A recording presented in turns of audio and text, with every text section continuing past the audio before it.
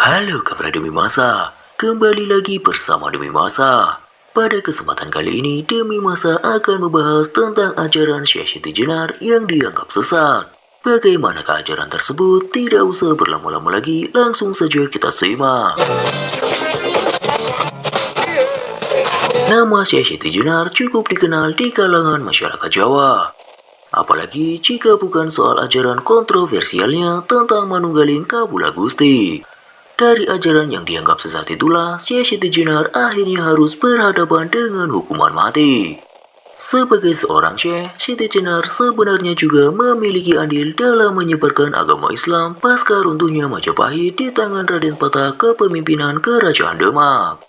Namun oleh para wali, apa yang diajarkan oleh Siti Jenar dianggap salah dan juga menyimpang. Ajaran Syekh Siti Jenar terungkap saat para wali dan sejumlah tokoh Islam kala itu menggelar pertemuan di Istana Argapura, Giri atau Gresik. Hadir di antaranya Sunan Bonang, Sunan Kalijaga, Sunan Ampel, Sunan Kudus, Tan Gowat alias Syekh Bentong, Pangeran Palembang, Panembahan Madura, dan juga Syekh Siti Jenar. Masing-masing pemuka agama Islam itu menyampaikan pemahaman dan pengetahuan mereka tentang agama.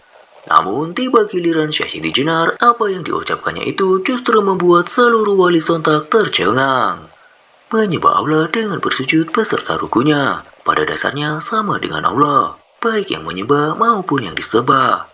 Dengan demikian, hambalah yang berkuasa dan yang menghukum pun hamba juga, kata Syekh Siti Jenar. Beberapa wali langsung meminta Syekh Siti Jenar untuk bertobat karena telah menyamakan diri dengan Tuhan. Namun Syekh Siti Jenar tetap pada pendiriannya dan bahkan ia tegas menjawab, biar jauh tapi benar, sementara yang dekat belum tentu benar.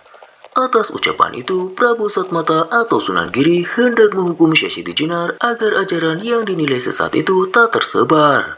Apalagi saat itu syiar Islam tengah berkembang di tengah masyarakat, sehingga para wali khawatir nantinya umat malah akan menjadi sesat. Setelah pertemuan tersebut, para wali mengadakan pertemuan kedua. Agenda pertemuan yang kali ini yakni membahas untuk memberi hukuman kepada Syekh Siti Jenar. Di dalam kesempatan itu, Syekh Siti Jenar malah semakin berani. Saat ditanya Syekh Maulana Maghribi, dengan lantang ia menjawab, "Ya, Allah nama hamba. Tidak ada Allah selain Siti Jenar. Sirna Siti Jenar, maka Allah yang ada."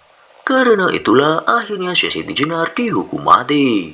Tentang bagaimana Syekh Siti Jenar dieksekusi juga tidak diketahui secara pasti, karena ada banyak versi yang mengiringi kepergiannya.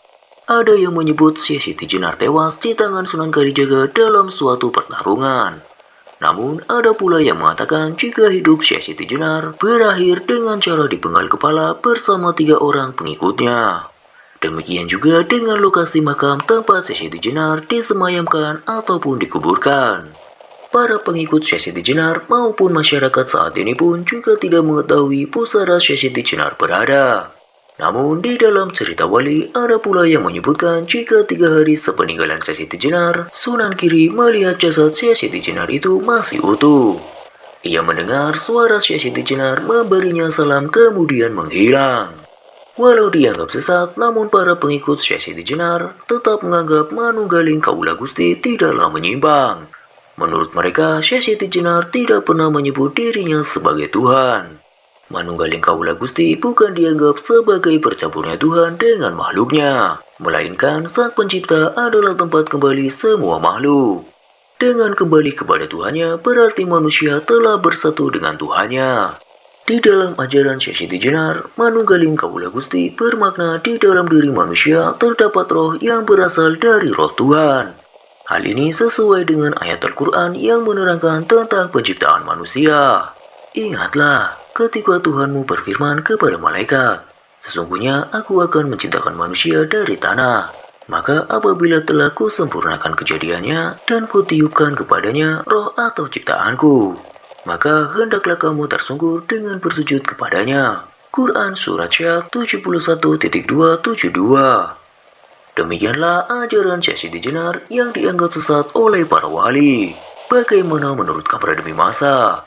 Jika Kamera Demi Masa memiliki pendapatnya tersendiri, tulis saja di kolom komentar. Sampai jumpa di kisah-kisah selanjutnya.